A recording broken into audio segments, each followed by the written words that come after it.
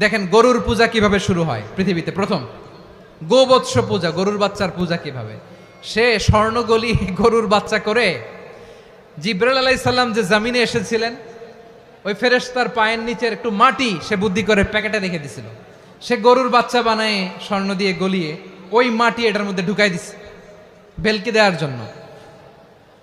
স্বর্ণ দিয়ে বানানো গোবৎস গরুর বাচ্চার গায়ে যখন সেই মাটি ছুঁড়ে দেয়া হলো, এখন বাছুরের ভেতর থেকে ভ্যাঁ ভ্যাঁ আওয়াজ আসতেছে। কি আসতেছে?